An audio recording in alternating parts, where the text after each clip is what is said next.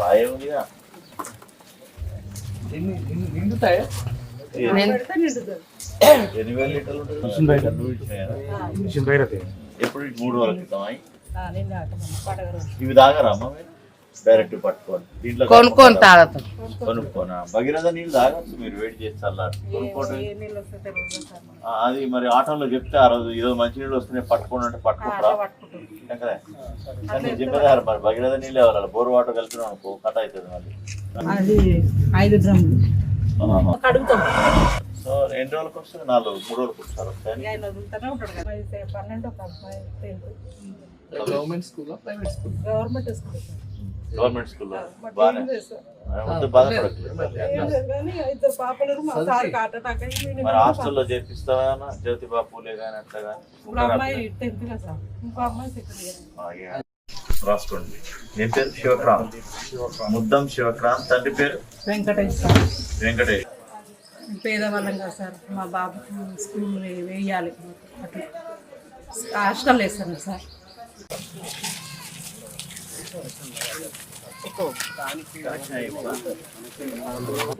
First జాగ ఉన్నోళ్ళకి తొందరగా వస్తుంది. జాగ ఉన్నోళ్ళకి జాగా కూడా లేదు కదా, మీరు కిరాయికి ఉంటారు కదా. అదే జాగ ఉన్నోళ్ళకి ఫస్ట్ ప్రిఫరెన్స్, జాగా లేని వాళ్ళకి జాగా చూపించి ఇవ్వాలన్నా ఇది అనేది.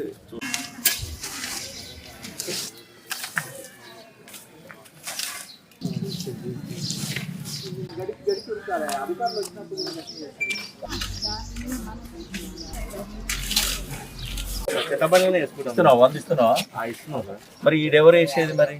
ఇవ్వాలంటే గాలికి అక్కడ చేసిన వాళ్ళు ఇక్కడ చేసిన వాళ్ళు గాలికి కొట్టుకొస్తాయి సార్. ఇవి గాలికి ఇంత చెత్త జమ అవుతుంది, వస్తాయి సార్. రాళ్ళు రప్పలు పడతాయి గాలికి పడదు.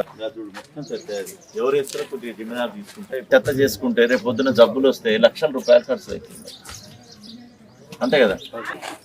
హాస్పిటల్ కరెక్ట్ లేదు, స్కూల్ కూడా మంచిగా చెప్తారు కదా గవర్నమెంట్ స్కూల్ అలా పోతుంది. గవర్నమెంట్ కూడా బాత్రూమ్ సరిగా లేవు, ఏది లేదు. మళ్ళీ గవర్నమెంట్ హాస్పిటల్ కూడా డాక్టర్ కూడా సరిగా ఉంటుంది.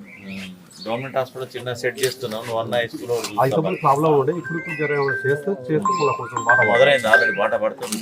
మొన్న పోయి ఇన్స్పెక్ట్ చేసిన తేడా వచ్చింది. మళ్ళీ ఇలాంటి వాళ్ళు ఆయన ఫీడ్బ్యాక్ ఇస్తే మళ్ళీ వాళ్ళు ఎంబడి పడతాం. స్కూల్ బాగానే ఉంది. మన గవర్నమెంట్ ప్రైవేట్ స్కూల్లో ఏముంటుంది నీకు? మమ్మీ డాడీ అంటాడు, తర్వాత వాట్ ఈజ్ యువర్ నేమ్ అంటే చెప్తాడు. నీకు 30,000 ఈజీగా. ఎంత? భువనగిరి జిల్లా కలెక్టర్ హనుమంతరావు గత వారం నుంచి మున్సిపల్లో ఉన్నటువంటి వార్డులని, అదేవిధంగా మనకి గ్రామ పంచాయతీలు కూడా తండాలని, వాటి అన్నింటి కూడా తెల్లవారుజామునే 5 గంటలకి తిరగడం జరుగుతుంది. ఎందుకంటే మేజర్గా వేసవి వస్తుంది. ఈ ఎండాకాలంలో నీటి ఎద్దడి లేకుండా అసలు క్షేత్రస్థాయిలో ఏముంది ఈ తాగునీటి సమస్యను ఇప్పుడు అసెస్ చేసుకోవడానికి, ఏమైనా ఉంటే వాళ్ళకి ఆ సమస్యకు పరిష్కారం ఈ సమ్మర్ అంతా కూడా ఉండే విధంగా, నీళ్ళకి ఇబ్బంది లేకుండా ప్రజలకు ఉండే విధంగా ప్రధాన సమస్య ఎజెండాగా అన్నీ కూడా ఇల్లు కూడా ఒక వార్డులు ఎంచుకున్నామంటే ఈరోజు మనం 16-20 వార్డులో చౌటుప్పల్లో ఉన్నాము. ఇక్కడ తిరుగుతున్నామంటే ప్రతి ఇల్లు టచ్ చేసే విధంగా వార్డు మొత్తం కూడా పర్యటన చేస్తున్నాము. గతంలో కూడా మనం భువనగిరి టౌన్లో పర్యటన చేయడం జరిగింది. అదేవిధంగా యావాపూర్ తండా గ్రామ పంచాయతీ కూడా చేయటం జరిగింది. దాంట్లో ఉన్నటువంటి ప్రజల దగ్గర నుంచి సమస్యలు నేరుగా తెలుస్తాయి. అధికారులు దగ్గర నుంచి కంటే, మీటింగ్లలో రివ్యూల కంటే కూడా క్షేత్రస్థాయిలో పర్యటిస్తే నిజంగా ఏ సమస్యలు ఉన్నాయి, ఏం ఫేస్ చేస్తున్నారనేది తెలుస్తుంది. కాబట్టి జిల్లా కలెక్టర్ నుంచి మొదలుకొని అడిషనల్ కలెక్టర్ గంగాధర్ గారు, అదేవిధంగా ఉన్నటువంటి అధికార యంత్రాంగం అంతా కూడా, మున్సిపల్ కమిషనర్, అదేవిధంగా తహసీల్దార్, డిపిఓ, గ్రామ పంచాయతీల్లో అయితే పంచాయత్ సెక్రటరీస్ అందరం కలిసి కూడా, అధికారులు అందరం కలిసి కూడా తిరుగుతున్నాం. ఎందుకు అంటే ఏ డిపార్ట్మెంట్ సమస్య వస్తుందో తెలియదు. ప్రధానంగా డ్రింకింగ్ వాటర్ అయినప్పటికీ అది కరెంటు సమస్య రావచ్చు, రేషన్ కార్డు సమస్య రావచ్చు, అదేవిధంగా గృహజ్యోతి సమస్య రావచ్చు. ఏ సమస్య వచ్చినా కానీ ఆ పరిష్కారం కోసం అక్కడికక్కడ రాసుకోవడం జరుగుతుంది. ప్రభుత్వం ఆల్రెడీ ప్రజాపాలన కింద దరఖాస్తులు తీసుకోవడం, తర్వాత వాటిని పరిష్కరించడం చేసింది. కాబట్టి వాళ్ళకి అవి అందుతున్నాయా లేవా క్షేత్రస్థాయిలో తెలుసుకోవడానికి కూడా ఈ కార్యక్రమం ఉపయోగపడుతుంది. దానిలో భాగంగా వారు ఇతరత్ర సమస్యలు కూడా, శానిటేషన్ సమస్యలు, తర్వాత డ్రైనేజ్ సమస్యలు, కరెంట్ సమస్య, రేషన్ కార్డులో యూనిట్స్ లేకపోవటం, కొత్త రేషన్ కార్డ్స్ అప్లై చేసుకున్న రాకపోవటం, అదేవిధంగా ఇంటి సమస్యలు కూడా వారు కొత్తగా అప్లై చేసుకున్నటువంటి ఇందిరమ్మ ఇంటి కోసం, ఈ విధంగా పలు సమస్యలను కూడా క్షేత్రస్థాయిలో తెలుసుకోవడం జరిగింది. ఈరోజు ఈ వార్డులో పర్యటనలో చూస్తే 10 ఇండ్లకు అసలు నీళ్లు రానటువంటి పరిస్థితి, వాళ్ళంతా కూడా కొనుక్కుంటున్నటువంటి పరిస్థితి ఉంది. ఇది మరి క్షేత్రస్థాయిలో కూడా వాటర్ మెన్ శంకరయ్య గారికి తెలిసినప్పటికీ వారు ఏం చేయలేని పరిస్థితి. ఎందుకంటే పైప్ లైన్ సన్నగా ఉండటం వల్ల చాలా తక్కువ నీళ్లు వాళ్ళకి రావడం జరుగుతుంది. సరే, దీనికి శాశ్వత పరిష్కారానికి సమయం తీసుకున్నప్పటికీ మనం దానికి ఇమ్మీడియట్గా ఉన్నటువంటి ఈ 10 ఇండ్లకు కూడా ఆల్టర్నేట్ డే అంటే జనరల్గా రోజు ఇడిచి రోజు నీళ్ళు ఇవ్వడం ద్వారా వాళ్ళు స్టోరేజ్ చేసుకోవచ్చు. అదేవిధంగా కొద్దిగా ఎక్కువ సమయం 10 ఇండ్ల గేట్ వాల్ ఉంది కాబట్టి కొద్దిగా ఎక్కువ సమయం వాళ్ళకి ఇస్తే సన్న పైపు ఉన్నప్పుడు కాబట్టి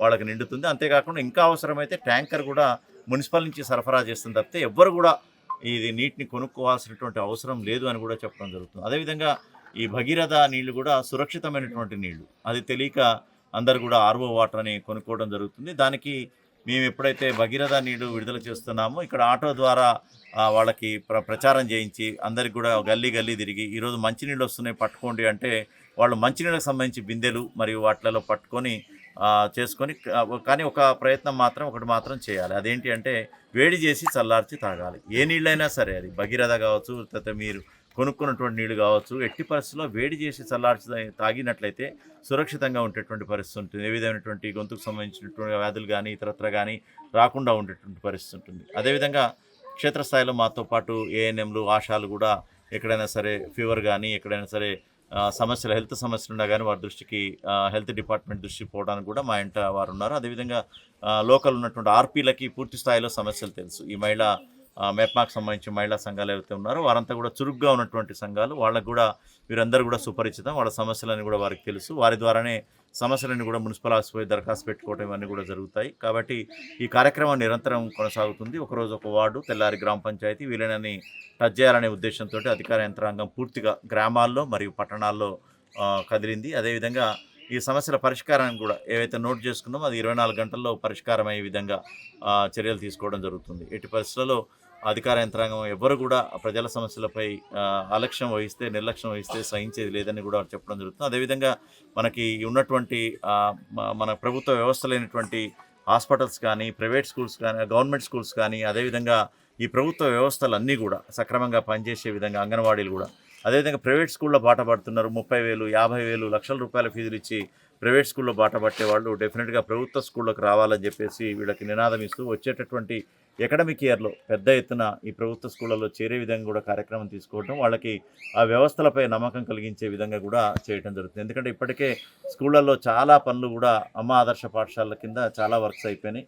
కాబట్టి అన్నీ కూడా వారు అనుకుంటున్నట్టు టాయిలెట్ సమస్యలు కానీ ఈ సమస్యలు కానీ చాలా తగ్గిపోయినాయి. కాబట్టి అందరూ కూడా ప్రభుత్వ స్కూళ్ళకు పంపినట్లయితే డెఫినెట్గా వాళ్ళ యొక్క విద్యనే మెరుగుపడటమే కాకుండా పూర్తి స్థాయిలో వారికి మంచి నాణ్యమైనటువంటి విద్యే కాకుండా ఒక లీడర్షిప్ క్వాలిటీస్ కూడా ప్రభుత్వ స్కూళ్ళలో లభిస్తుందని బలంగా నమ్మేటటువంటి వ్యక్తిని డెఫినెట్గా వచ్చేటటువంటి అకాడమిక్ ఇయర్లో పెద్ద ఎత్తున ప్రభుత్వ స్కూల్లో చేరాలని చెప్పి కూడా విద్యార్థుల యొక్క తల్లిదండ్రులకి ఈ సందర్భంగా విజ్ఞప్తి చేస్తున్నాను. సార్ భగీరథ నీళ్ళు ఇప్పుడు